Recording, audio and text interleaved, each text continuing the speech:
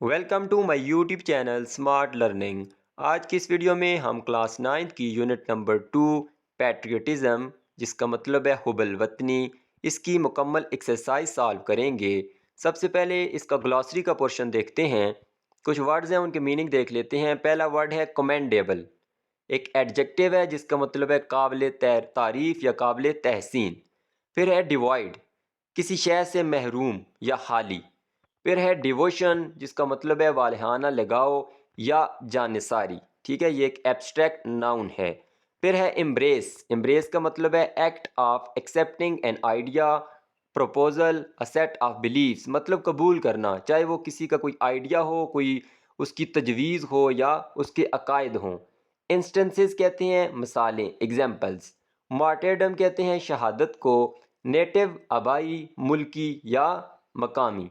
Preservation कहते हैं तहफ़्फ़ुज़ को, प्रोटेक्शन को या हिफाजत को। स्पिरिट का मतलब है जज्बा। और सुप्रीम कहते हैं आला या बरतर। हाईएस्ट इन रैंक और पोजीशन, किसी दर्जे में सबसे ऊपर, ठीक है, बरतर। फिर उसके बाद इसके एमसीक्यूज़ हैं, इनको देख लेते हैं। पहला एमसीक्यूज़ है the word patriot originates from.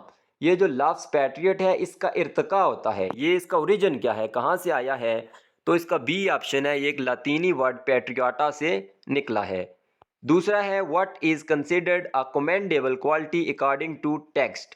तो इस टेक्स्ट के मुताबिक जो काबिल तारीफ़ खूबी है वो कौन सी है, किसको माना गया है, तो वो है पैट्रियटिज़म, हुब्बुल वतनी। तीसरा है who led the Muslims of the subcontinent in their struggle for a separate homeland. किसने क़यादत की थी मुसलमानों की बरसगीर में एक अलहदा मुमलकत बनाने के लिए, तो वो थे कायद आज़म मोहम्मद अली जिन्ना रहमतुल्लाहि अलैह। उसके बाद चौथा है what are the supreme values for a patriot according to the text. जो सुप्रीम वैल्यूज़ हैं, ठीक है, सबसे आला जो इकदार हैं एक हुब्बुल वतन के लिए इस टेक्स्ट के मुताबिक, वो क्या हैं। तो वो तीन सुप्रीम वैल्यूज़ लिखी गई थी, सॉवरेंटी, इंटेग्रिटी एंड ऑनर। उसके बाद पांचवा है in which wars did many brave soldiers lay down their life for Pakistan. तो कौन सी जंगों में कई जो बहादुर सिपाही हैं उन्होंने अपनी जानों का नजराना पेश किया पाकिस्तान की हिफाजत के लिए। जो इस टेक्स्ट में मौजूद थी वो थी 1965, 1971 and Kargil war 1999। A option इसका करेक्ट है। फिर हम जाते हैं सी टॉपिक पे। सी टॉपिक है कि इन दो दो सेंटेंसेस लिखे गए हैं, इनको रीड करें और इसमें आइडेंटिफाई करें काज कौन सा है और इफेक्ट कौन सा है। काज कहते हैं सबब को, जो रीज़न बनती है, और इफेक्ट उसका आगे असर क्या होता है, किसी काम की वजह बनती है जो वो काज होता है, और उसका आगे इफेक्ट क्या होता है, असर क्या होता है। इन दो सेंटेंसेस में देखना है। तो पहला है patriots render sacrifice for the preservation. जो पैट्रियट्स होते हैं वो इंजाम देते हैं, कुर्बानियाँ देते हैं, for the preservation and protection, तहफ़्फ़ुज़ के लिए, हिफाजत के लिए, ऑफ द कंट्रीज़ वैल्यूज़, जो मुल्क के इक़दार हैं। ठीक है, तो इसका काज क्या है, काज है preservation and protection of the countries values. ठीक है, वजह क्या है, वो क्यों कुर्बानियाँ देते हैं, तहफ़्फ़ुज़ के लिए और प्रोटेक्शन के लिए, हिफाजत के लिए। तो ये इसका है काज। और इसका इफ़ेक्ट क्या होता है, इसका इफ़ेक्ट ये होता है कि पैट्रियट्स रेंडर सेक्रीफाइसेस, जो हुब्बुल वतन है वो कुर्बानियाँ देते हैं। दूसरा है during the wars of 1965 and 1971 many soldiers displayed great courage. तो इस जुमले में जो हमारे पास काज है, जो सबब बना उनकी बहादरी का मुजाहरा करने का, वो है वार्स ऑफ 1965 एंड 1971। यह है काज। और इसका इफेक्ट क्या हुआ, उन जंगों का असर क्या हुआ। मैनी सोल्जर, कई जो सिपाही हैं उन्होंने मुजाहरा किया, नुमाइश की, नुमाइश तो नहीं कहेंगे हम यहाँ पे, मुजाहरा किया, ग्रेट करेज, अजीम बहादरी का। ठीक है, फिर हम चले जाते हैं नेक्स्ट टॉपिक पे। तो डी टॉपिक है, इसमें हमने बताना है कि कौन सा फैक्ट है, कौन सा ओपिनियन है।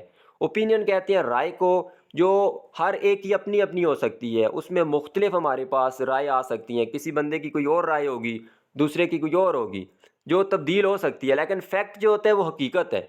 जैसे हम कहते हैं सूरज मशरक से निकलता है, अल्लाह एक है, पानी का फार्मूला है H2O, ये फैक्ट है, इनको कोई बदल नहीं सकता। अब मैं किसी को कहता हूँ कोई खूबसूरत है, कोई कहेगा हाँ ये खूबसूरत है, कोई कहेगा नहीं है। मैं कहता हूँ ये लायक है, दूसरा कहेगा लायक नहीं है। तो ये ओपिनियन होते हैं।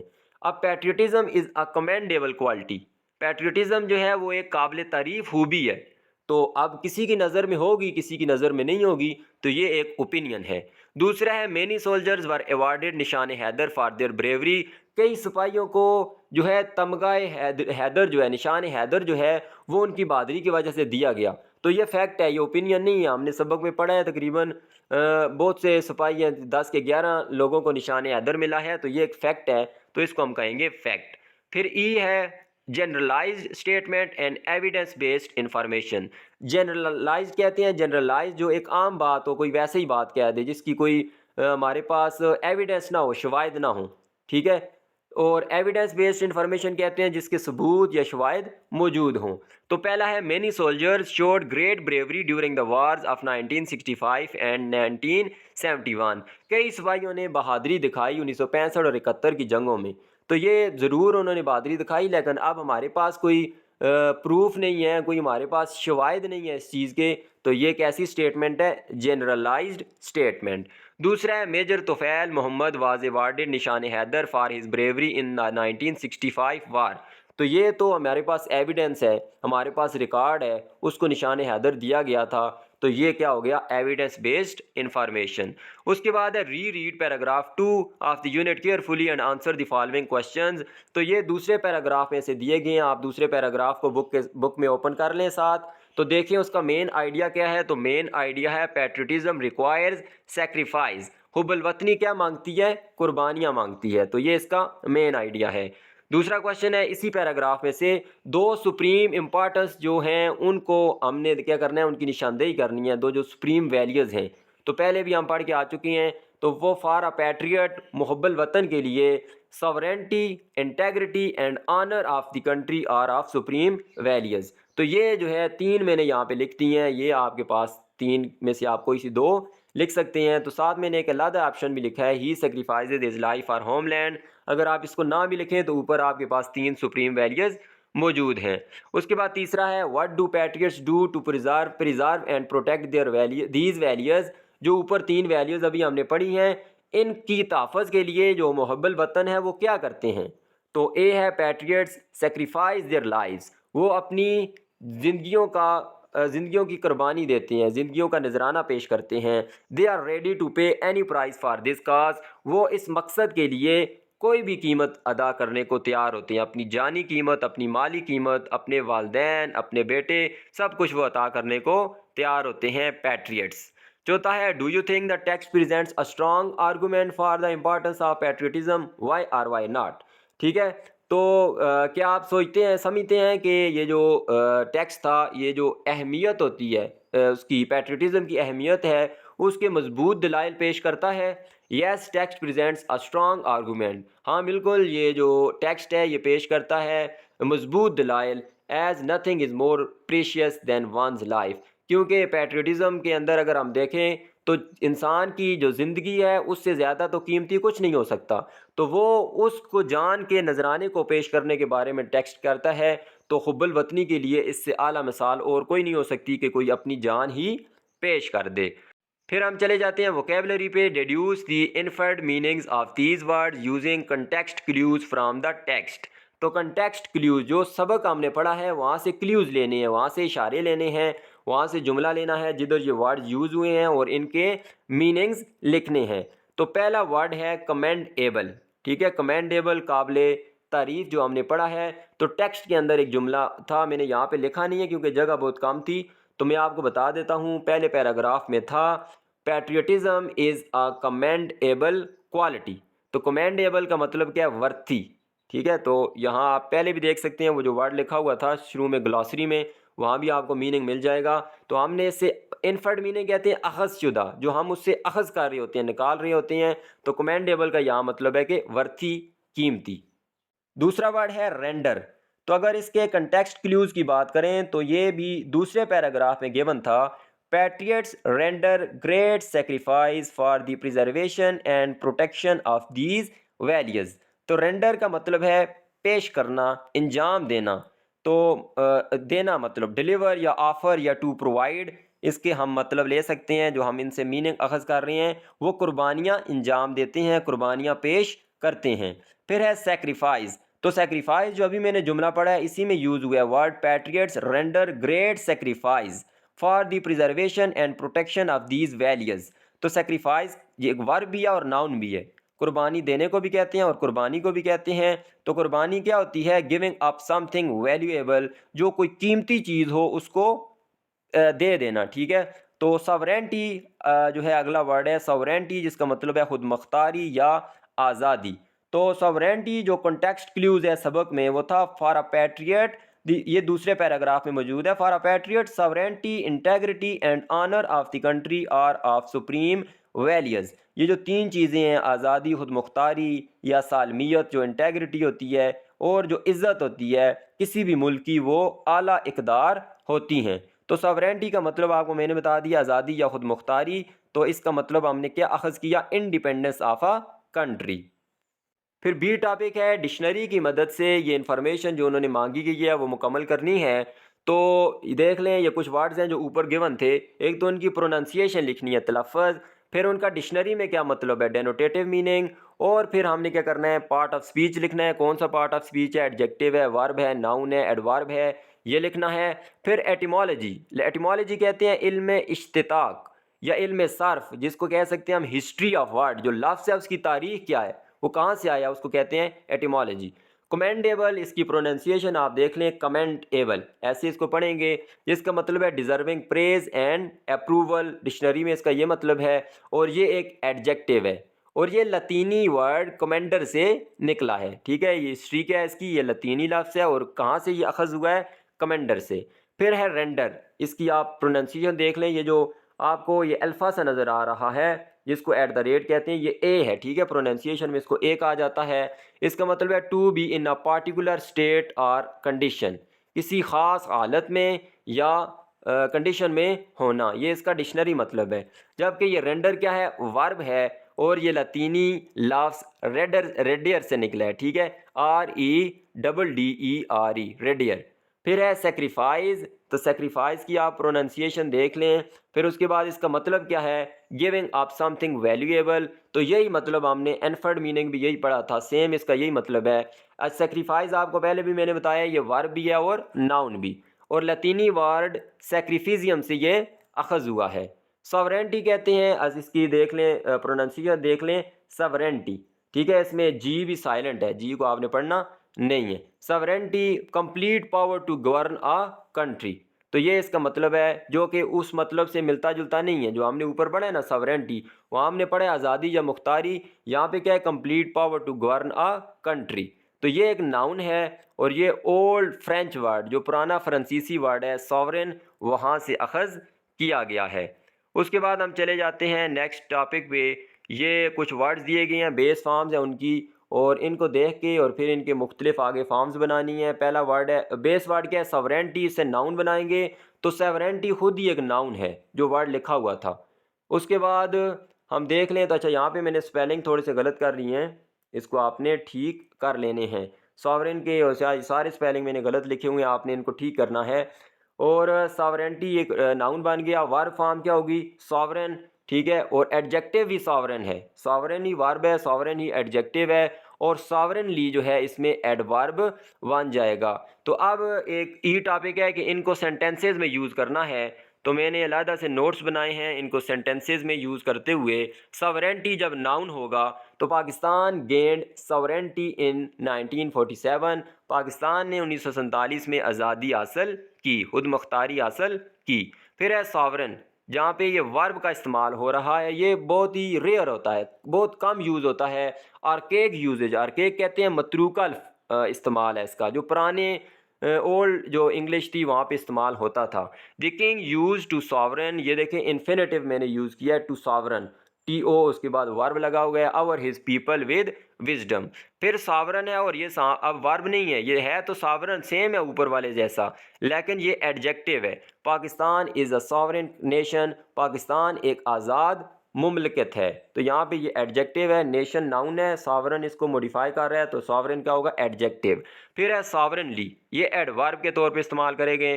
The ruler acted sovereignly in making the final decision. तो ये जो सॉवरनली है इसने अब किसको मॉडिफाई किया? एक्टेड को। एक्टेड क्या है इसमें?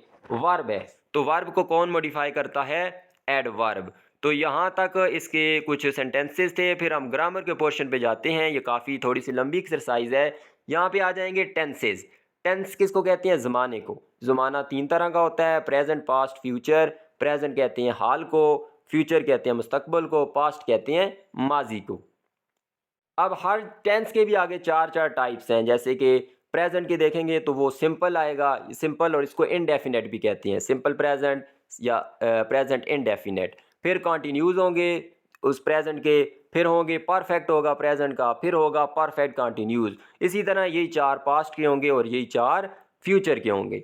तो हम जो है सिंपल सिंपल सिर्फ यहाँ से डिटेल से तो आपको समझ नहीं आ सकती इनके यूजेस क्या होंगे जब तक आप इनको डिटेल से कहीं से नहीं पढ़ेंगे। सिंपल मैं आपको बता देता हूँ एग्जांपल्स के ज़रिए। आपने एग्जांपल्स पे देखना है इनका स्ट्रक्चर क्या होता है, इनको कैसे बनाया जाता है।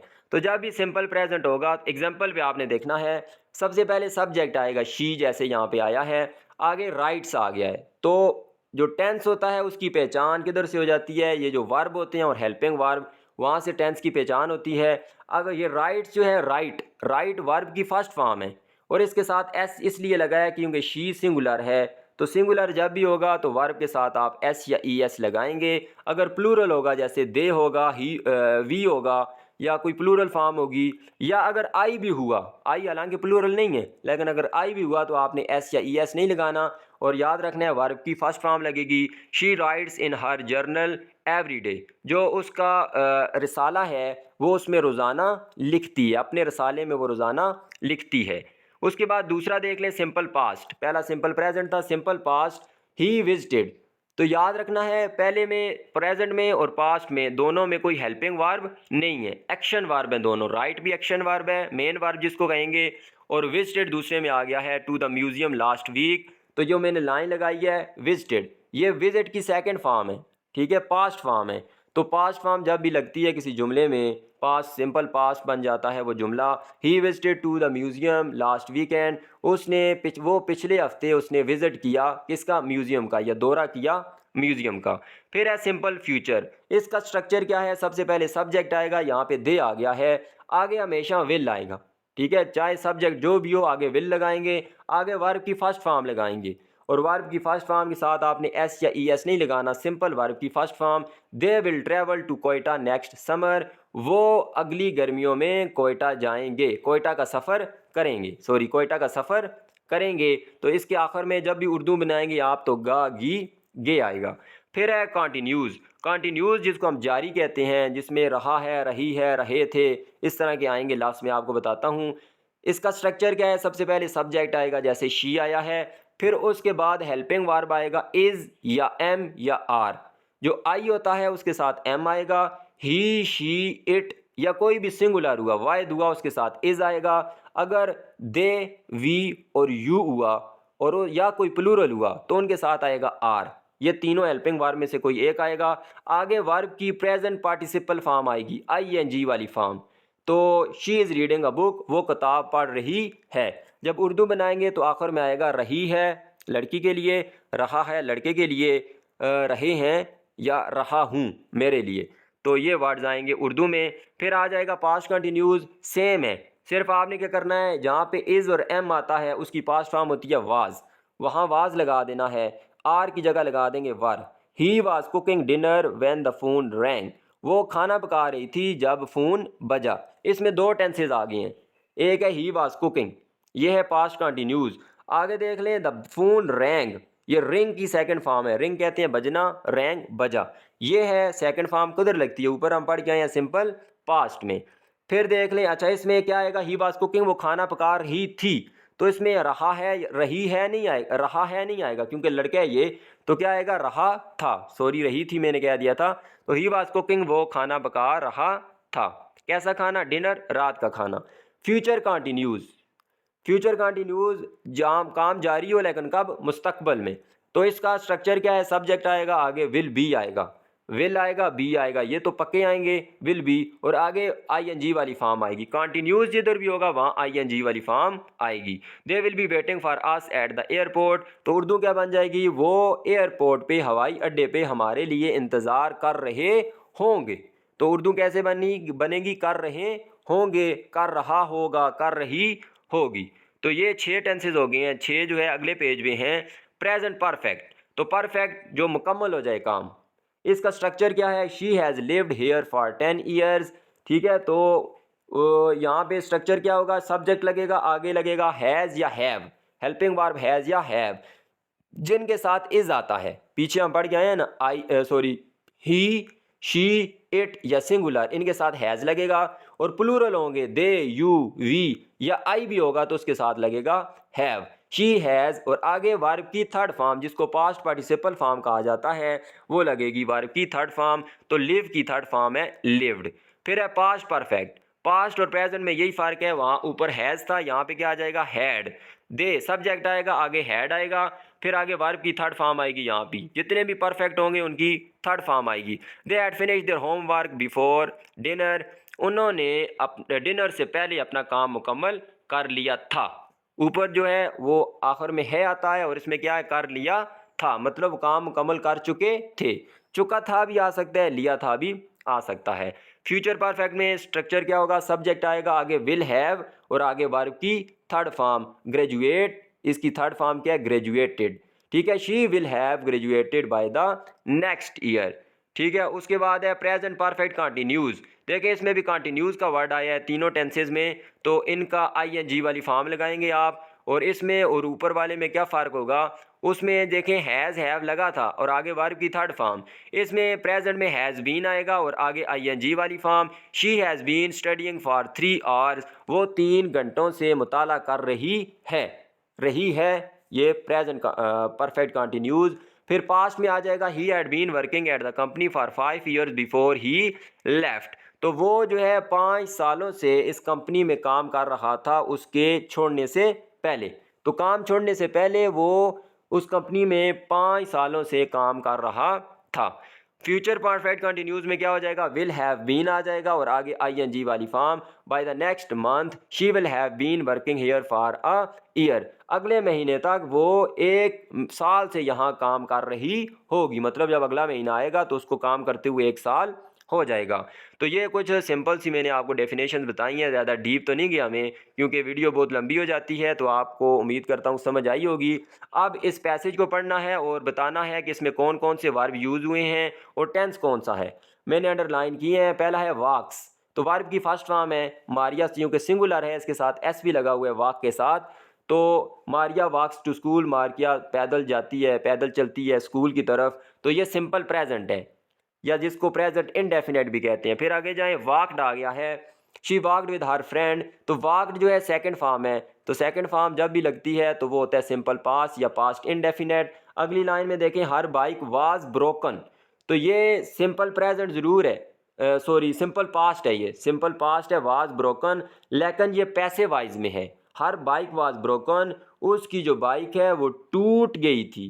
ठीक है, तो यहाँ पे ये पैसे वाइज में है। पैसे वाइज क्या होता है? जहाँ पे जो सब्जेक्ट होता है वो कोई काम ना करे बल्कि उसके ऊपर काम हो। तो यहाँ बाइक ने कोई काम नहीं किया, बाइक टूटी थी। तो ये है पैसे वाइज लेकिन है सिंपल पास्ट। आगे देखें, शी विल राइड, तो विल आ गया है और आगे राइड वर्ब की फर्स्ट फॉर्म, तो ये है सिंपल फ्यूचर। उसके बाद है मारिया हैज़ बीन अटेंडिंग, तो हैज़ बीन आ जाए जब और आगे वर्ब आईएनजी वाली फॉर्म हो तो वो होता है प्रेजेंट परफेक्ट कंटिन्यूज। हैज़ लगा हुआ है तो प्रेजेंट परफेक्ट कंटिन्यूज। फिर है लव्स, शी लव्स इट, तो लव्स चूँकि वर्ब की फर्स्ट फॉर्म है और ये होगा सिंपल प्रेजेंट। फिर आगे है विल हैव कंप्लीटेड, तो विल हैव आए और आगे वर्ब की थर्ड फॉर्म आए तो वो होता है फ्यूचर परफेक्ट। फिर आगे बी टॉपिक है, right a diary entry about your day using at least 5 different tenses. तो 5 मुख्तलिफ ज़मानों का इस्तेमाल करके अपनी डायरी लिखनी है।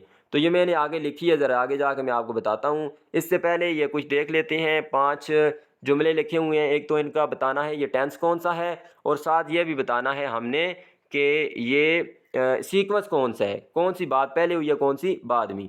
तो पहले है I will have graduated, will have लगा है, आगे वर्ब की थर्ड फॉर्म है तो ये होगा फ्यूचर परफेक्ट। फिर है I am studying, is am are जब भी लगता है और आगे वर्ब की आईएनजी वाली फॉर्म होती है तो वो होता है प्रेजेंट कंटिन्यूज।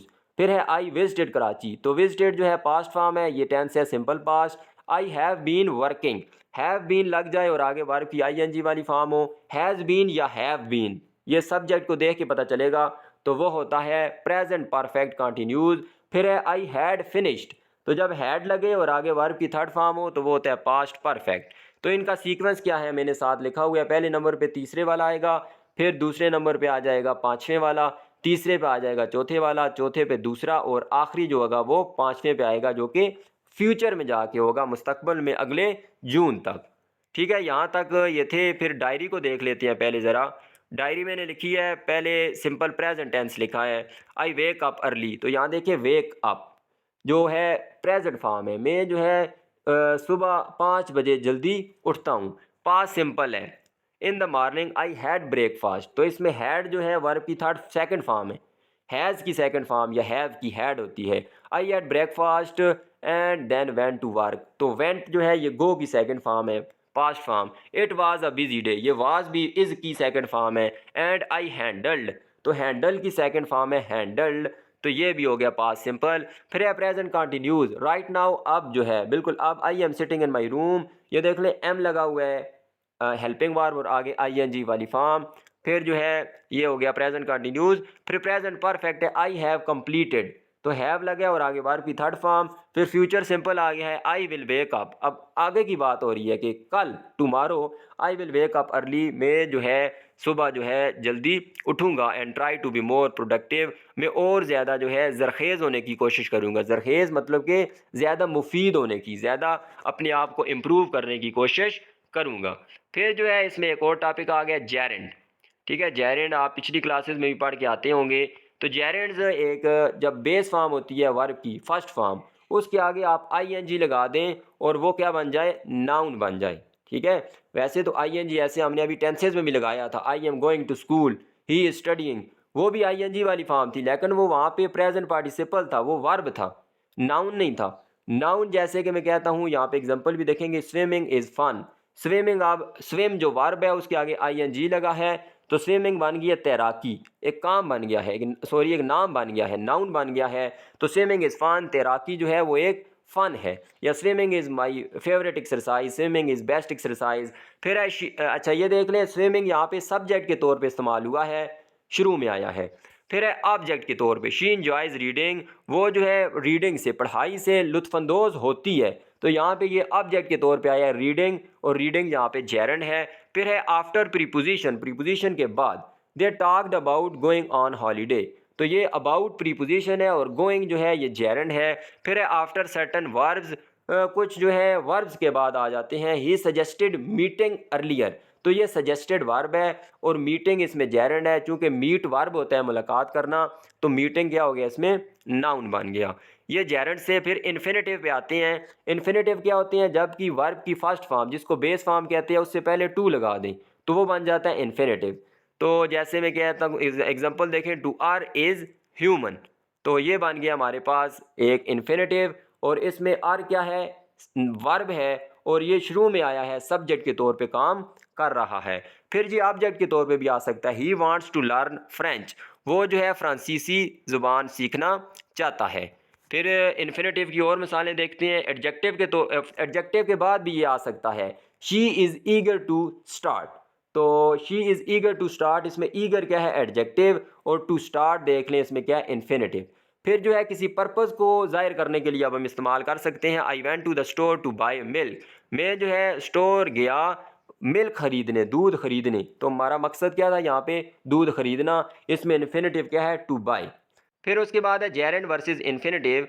कुछ वर्ब ऐसे हैं जिनके बाद जेरेंड भी आ सकते हैं और इन्फिनेटिव भी, तो आप इसको देख लें क्योंकि वीडियो काफ़ी लंबी हो जाएगी, 30 मिनट तो पहले ही हो गए हैं, 28 मिनट। तो जेरेंड जो है मिसाल के तौर पे रिमेंबर वर्ब है, इसके बाद जेरेंड भी आ सकता है, ये देखें रिमेंबर के बाद मीटिंग आ गया, और इन्फिनेटिव भी आ सकता है, रिमेंबर टू मीट। इसी तरह स्टॉप है, इसके बाद भी दोनों आ सकते हैं। ट्राई वर्ब है, इसके बाद भी, फॉरगेट के बाद भी, इसको आप सेल्फ स्टडी कर लें। फिर रिग्रेट है, फिर गो ऑन है, तो ये कुछ वर्ब्स थे जिनके बाद इन्फिनेटिव भी आ सकते हैं और जेरेंड्स भी। फिर आ जाते हैं पार्टिसिपल पे। पार्टिसिपल दो तरह के होते हैं, प्रेजेंट पार्टिसिपल और पास्ट पार्टिसिपल। प्रेजेंट पार्टिसिपल कहते हैं वर्ब की आईएनजी वाली फॉर्म को, तो ये मुख्तलिफ जगह पे इस्तेमाल हो सकता है। ये एडजेक्टिव के तौर पे भी इस्तेमाल होता है, the running water was cold, बहता हुआ पानी ठंडा था, तो ये जो रनिंग है ये मॉडिफाई कर रहा है पानी को, तो पानी नाउन है, नाउन को कौन मॉडिफाई करता है? एडजेक्टिव। फिर है ये कंटिन्यूस टेंस, जैसे अभी हम पीछे पढ़ के आए हैं, वर्ब की आईएनजी वाली फॉर्म, दे वर लाफिंग, वो हंस रहे थे, तो इसमें लाफिंग ये है प्रेजेंट पार्टिसिपल है। उसके बाद है इन पार्टिसिपल्स फ्रेजेस, तो ये फ्रेज क्या होती है? जो दो या दो से ज़्यादा वर्ड्स हों उसको फ्रेज कहते हैं। तो रनिंग डाउन द स्ट्रीट, इसमें रनिंग डाउन द स्ट्रीट जो है ये जो है डिस्क्राइब कर रही है, जो सब्जेक्ट है ही, क्लास का सब्जेक्ट ही है, इसको ये डिस्क्राइब कर रही है, तो ये बन गई है फ्रेज, पार्टिसिपल फ्रेज। फिर अब नीचे एग्जांपल देख लें, क्राइंग बेबी, यहाँ पे ये क्राइंग एडजेक्टिव है, ठीक है, और है प्रेजेंट पार्टिसिपल। फिर है देवर लाफिंग, यहाँ पे ये प्रेजेंट पार्टिसिपल है, लेकिन किस तरह है? कंटिन्यूस फॉर्म में आया हुआ है, पास्ट कंटिन्यूस टेंस बना हुआ है।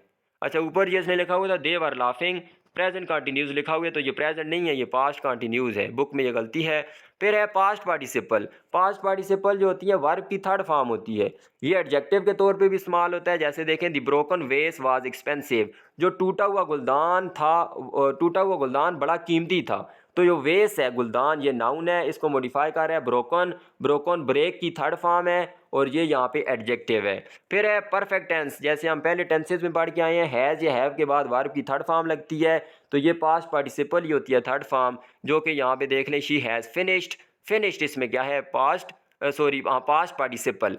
फिर है पैसे वाइज, तो पैसे वाइज जब भी बनाते हैं, इसका रूल होता है कि आप पैसे वाइज में वो हेल्पिंग वर्ब होते हैं, उनके फ़ौरन बाद वर्ब की थर्ड फॉर्म लगाते हैं। The cake was eaten by the children, तो ईटन इसमें है वर्ब, ईट की थर्ड फॉर्म है ईटन, तो ये पैसे वाइज है, और यहाँ पे ये क्या है? Past participle.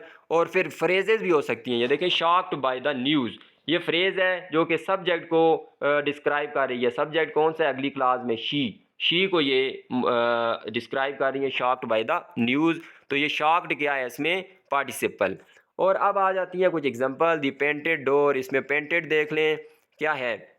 पास्ट पार्टिसिपल है। फिर लेफ्ट है, उसके बाद प्रेजेंट पार्टिसिपल आ जाएंगे एडजेक्टिव के तौर पे, फिर पास्ट पार्टिसिपल एडजेक्टिव के तौर पे, ये तो हम पढ़ ही चुके हैं। फिर पार्टिसिपल आ जाते हैं वर्ब के टेंसेज में, तो पार्टिसिपल जो होते हैं present continuous, past continuous, future continuous, तीनों में आएंगे प्रेजेंट पार्टिसिपल। और जो पास्ट पार्टिसिपल है वो प्रेजेंट परफेक्ट, पास्ट परफेक्ट और फ्यूचर परफेक्ट तीनों में आएंगे।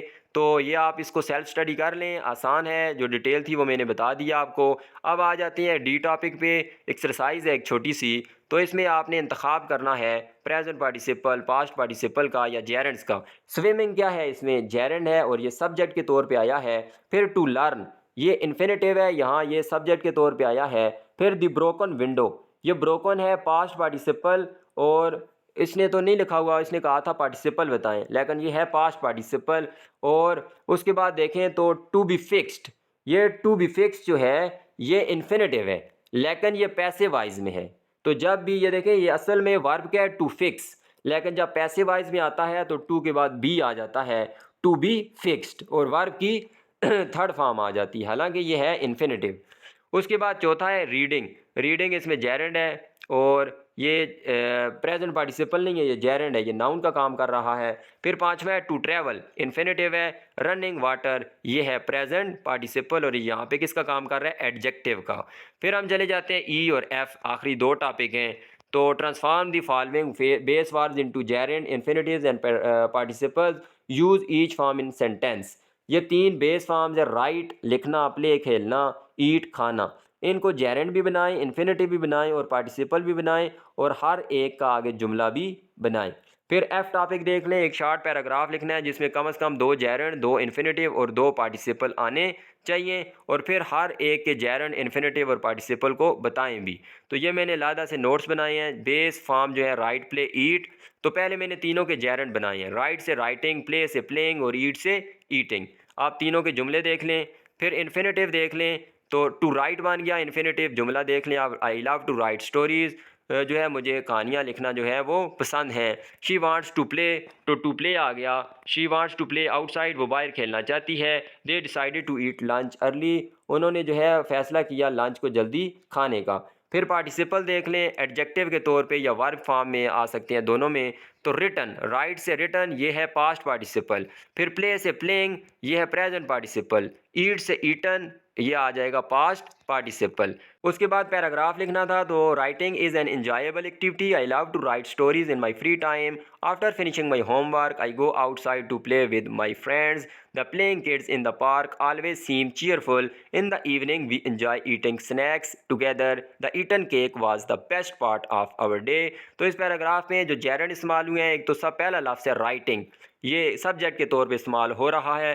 फिर आगे चले जाएं, ये चौथी पांचवी लाइन में in the evening we enjoy eating snacks, तो यहाँ पे ये ऑब्जेक्ट के तौर पे इस्तेमाल आया हुआ है ईटिंग, तो ये दो जेरेंड्स हो गए। फिर इन्फिनेटिव देख लें तो टू राइट, तो आप दूसरी लाइन में देखें तो आई लव टू राइट, तो टू राइट इसमें क्या है इन्फिनेटिव। फिर आ जाता है टू प्ले, तो तीसरी लाइन में देखें आई गो आउटसाइड टू प्ले, तो ये भी हो गया इन्फिनेटिव। फिर पार्टिसिपल्स हैं प्लेइंग और ईटन। द प्लेइंग किड्स, तो किड्स के पहले प्लेइंग आया है जो कि एडजेक्टिव का काम कर रहा है और ये है प्रेजेंट पार्टिसिपल। और आखिरी लाइन में देखें द ईटन केक, तो ये पास्ट पार्टिसिपल है ईटन और केक इसमें नाउन है, तो नाउन को कौन मॉडिफाई करता है एडजेक्टिव, ये है एडजेक्टिव लेकिन क्या है ये पास्ट पार्टिसिपल। तो यहाँ तक थी इस यूनिट नंबर 2 पैट्रियटिज़म की मुकम्मल एक्सरसाइज। मैंने कोशिश की है कि तमाम डिटेल आपके साथ शेयर करूं। उम्मीद करता हूं आपको वीडियो पसंद आई होगी।